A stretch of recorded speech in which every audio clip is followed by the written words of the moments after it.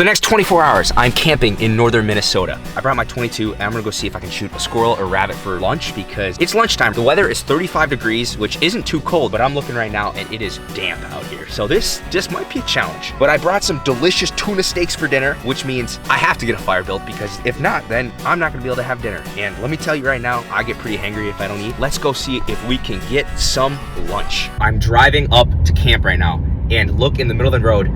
Cross the road up here, there's a pheasant right here. Look at this. This would be great to have for dinner tonight. Little rooster right here. Look at that thing. Running right on the road right there. Oh, there he goes. That's a beautiful bird right there. Wow. All right, we're seeing wildlife. You gotta love it. Look at that. We got turkeys too. So I've got my camera right here. I'm gonna do a little mix of the phone because that's a light setup as well as my camera to get some more cinematic stuff. The snow's pretty heavy here, so I'm just walking on this deer trail. You see deer tracks right there? This is a deer bed right here. So deer spent the night right there just lying down. This is right on the track that I'm following. There's deer poop everywhere. Those are rabbit tracks right there. I don't know how fresh these are, but at least we know that where I'm hunting, there are rabbits. Here, look at these steps. This is an old deer stand right there. Yeah, some hunter climbed up there and it's a pretty open spot. This is all deer tracks right here, all that. You see how that's it's all scraped up right there? So white-tailed deer, they lose their antlers and they regrow them every spring. And in the springtime when they regrow, they actually have something called velvet that grows with them. And it's like a thin layer of skin. It's got blood flow and it supplies the nutrients in order for them to grow their antlers. Come late summer, early fall, when the antlers are fully grown, the blood flow stops and it gets really itchy for them. So they go out and find trees just like this one. They rub against it to try to get rid of the velvet. So I just came across this right here, dead birch tree. This is perfect fire starter. Comes off pretty easy right here. This. Just shove that right in my bag. Little water break. I just came up on this red pine here. This is a bunch of resin. The tree probably got a wound a couple years ago. I'm gonna grab it right now because this stuff's super flammable. So I am going to scrape this off, put it in my backpack. It's frozen right now. Maybe I can just pry it off. Oh, there we go. Big hunk of pine resin right there. Look at that. Man, oh man, that was not a fun walk in. This is a spot I found when I was hunting earlier. A lot of down trees. I'm gonna get working on a shelter, but first I'm gonna have a little lunch. Whoa. I've got 2 bags of Doritos, and boom, a thermos full of, this is venison in here, but I did taco seasoning. All I have is the chips and the meat. I didn't bring any sour cream, or I didn't have any in my house, so ooh, that smells really good. First bites. Oh yeah, that's good.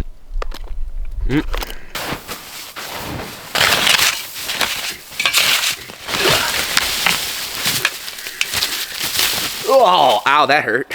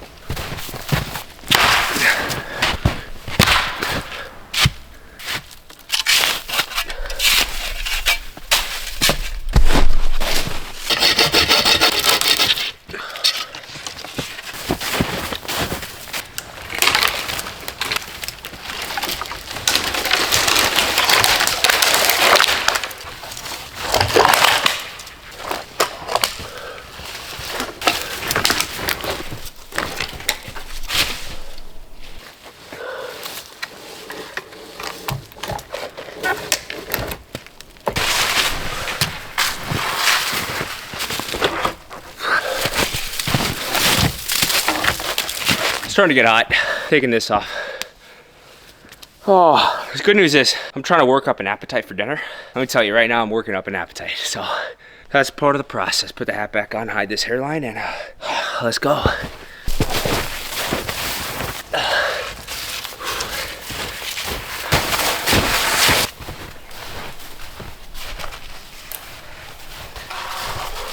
Oh, this stuff's heavy.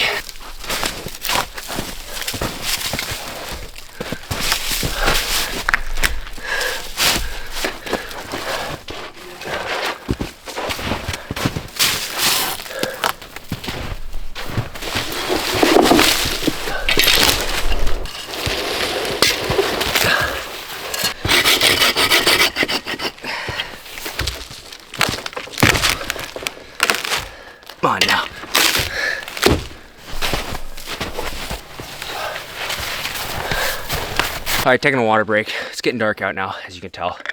Wow, that is good water. Shelter's like 95% of the way done. I'll show it to you after this, but with a little bit of daylight left, I want to get a fire started. That'll just be easier to make it in the light. Get the fire roaring, finish up the shelter, get my stuff laid out, and then let's cook some dinner. If I had leaves, this would be a lot easier, but stay.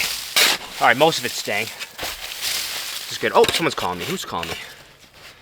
Who's calling me? Oh, my mom's calling me. Guys, my mom's calling me. Hey, Mom, what's up? Just checking in. Oh, all right, let's go build a fire. This is birch bark I found while I was out hunting. So between this birch bark, here's our pine resin, which once I get a little bit of flame going, this is cold right now, but it'll heat up. We should be able to get a quick little fire built. All right, I mean, it's almost too easy at this point. Whatever, this stuff's so dry. I mean, this is gonna go up like nothing.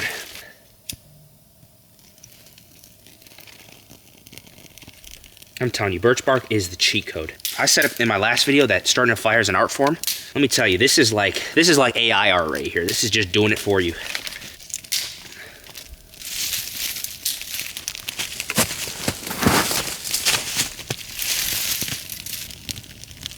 This is easy. But this stuff's gonna burn fast. I gotta go get some more wood, let me tell you.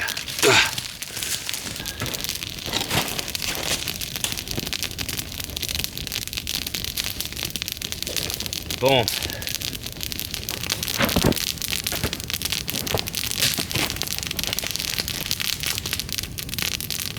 Chat, is this peak life? Is this peak? One thing I just realized is I'm cooking tuna steaks tonight, but I don't have tongs to like flip the tuna. I'm gonna make a pair of tongs out of a piece of wood so I can grab the tuna and flip it so I can, cause tuna, you just have to sear both sides. That's really all you're doing. I'm gonna go whittle a pair of tongs and I'm gonna show you guys how to make a pair of tongs as well in case you're ever in the woods cooking tuna steaks and you forgot your tongs as well. First thing you wanna do, get your knife out.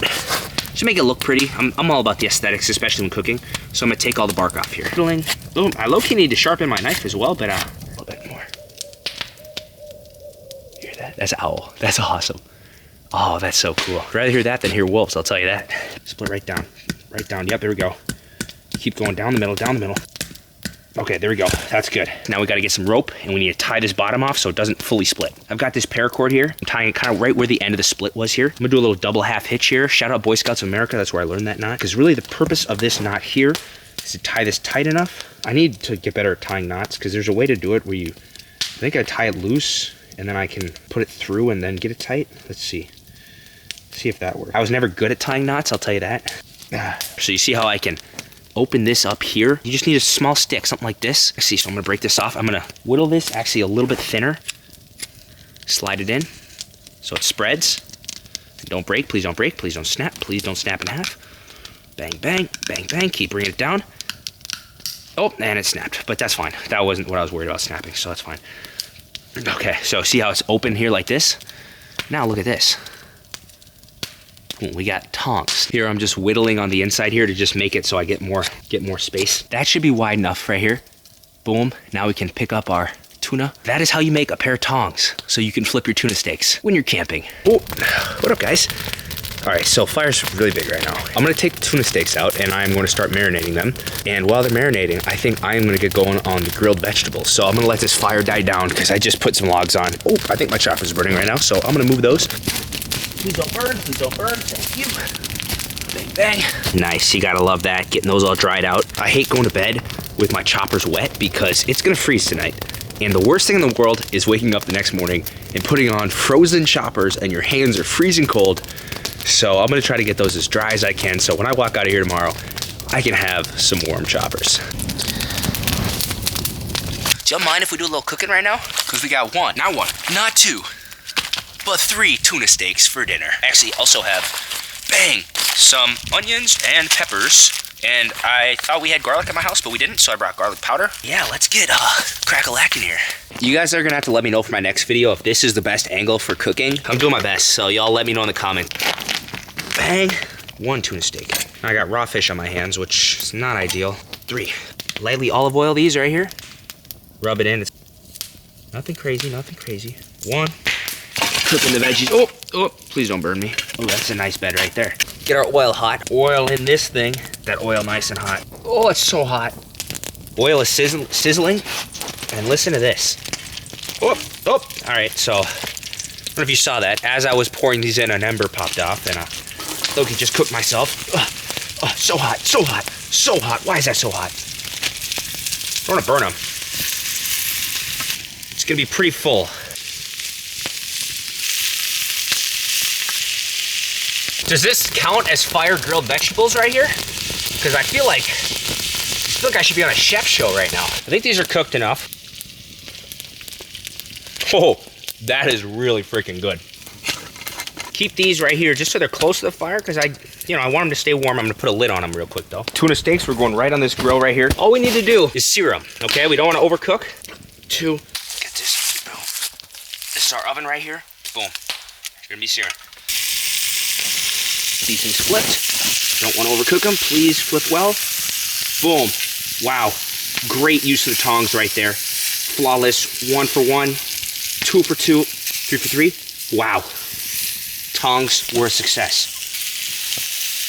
I want them to still be a little bit pink because, it's tuna. But take them off. Boom. Take them. Right there. We have some fresh tuna steaks. Yeah. That'll do. Ugh.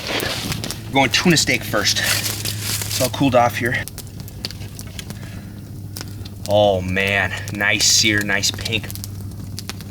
That is so good. My favorite thing about camping is cooking food, let me tell you. So I did Montreal steak seasoning, but I did it in the pan that I had already done my onions and pepper in, and I put a little bit of garlic in there, so you get little hints of that as well. I'm not sponsored by Aldi, however you say it. I'm not sponsored by Aldi, but this is tuna from Aldi, so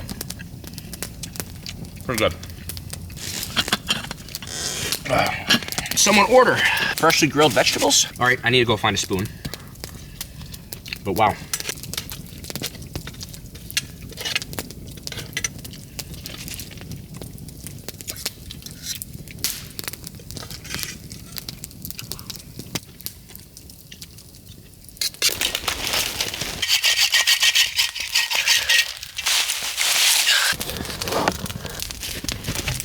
I normally put hand warmers in the bottom of my sleeping bag to keep my toes warm. Another method I heard is if you warm up a bunch of water and put it in an Nalgene bottle, that will let off heat throughout the night. I just hit 20,000 followers on Instagram. All right, fire is almost out and we are getting ready for bed right here. Getting fresh socks on is one of the greatest feelings. I forgot my book. That's the only bummer, is normally I read before bed. It helps me fall asleep. Right here, wool pants. And I got these on. Now you want to layer properly, but you don't want to wear 2 pairs of socks because it's going to be too tight around your feet and you're not going to be able to get good blood flow, and your feet are going to get cold anyways. So, okay, so we're going to go fleece like this. Then we're going to go heated vest. We're not going to turn it on yet. Nothing crazy. I'm thinking with 2 levels of air pad on the ground because you lose all your heat to the ground. So, hoping I don't get cold this time, but again, when you're blowing up an air mattress, when it's cold outside and you're winter camping, you want to overinflate it because warm air, the air particles are more excited, which basically all that means is warm air takes up more space. So I just fill this up with air right out of my lungs. Super warm, but when it sits against just out here, the air is going to get colder inside, so it's going to deflate a little bit, which is fine. It's like you got to play the deflate a little bit. So I'm going to inflate this just a little bit more. Don't want it to pop, but move it onto my other coat hanger. Right there. I'm gonna inflate my pillow. Sleeping bag, this thing is what keeps you alive. I said that last time, I'll say it again. You can't go winter camping if you don't have a good sleeping bag. And this thing is probably the greatest purchase I've ever made in my life. It's not boiling anymore. So hopefully I don't warp my water bottle here. Oh, that's hot. I got this water bottle for Christmas from my little sister. So I'm really hoping I don't just warp it right now with all this hot water I just put inside of it. That's nice and warm. Nice and toasty. I'm gonna throw this in my sleeping bag right now to get some heat in there. All right, getting ready for bed right now. How's my hat here? Oh, let's put a hat on. Kind of atrocious looking right now. Not gonna lie, stole this hat from my dad, but having this thing on, super nice. I don't wanna let all my warm air out from this thing because I got my Nalgene bottle down there, but crawling in to bed. Oh, nice and toasty warm. One of the last things I'm gonna do, throw a hand warmer right in. Got one. Whoop. It's like merengues or whatever. Okay, throwing these in here. Keep my toes warm. Remember, anything you don't want to freeze, throwing that in my sleeping bag. Oh my gosh, that Nalgene is letting off so much heat right now. I'll throw my portable battery in here as well. I'm gonna put my coat on. Now we're good. So, I only gotta be warm for the next 8.5 hours until I wake up, so. Oh, this is gonna be his 23 maybe? Well, hopefully I survive the night. If not, thanks for watching. Well, I guess you won't see this, but my roommate Jackson will edit this and get this posted if I don't survive. Good night, guys. See you tomorrow. Good morning, guys.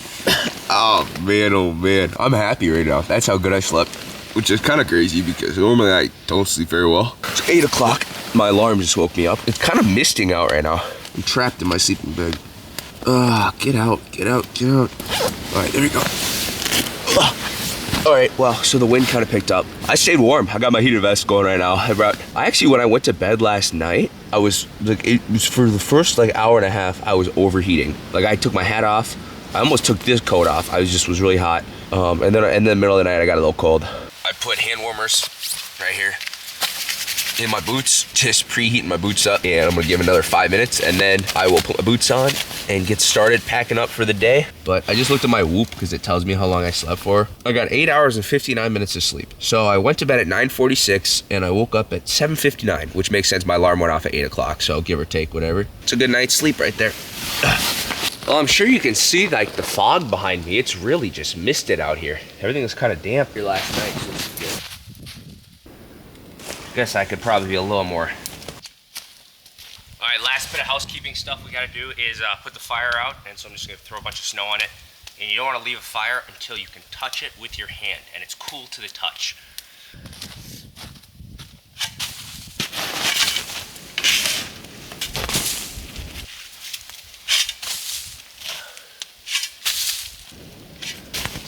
This is gonna break my heart doing this. You know, we're in the woods. It's just shared space in a state forest. You wanna keep the woods natural. You gotta knock the shelter down.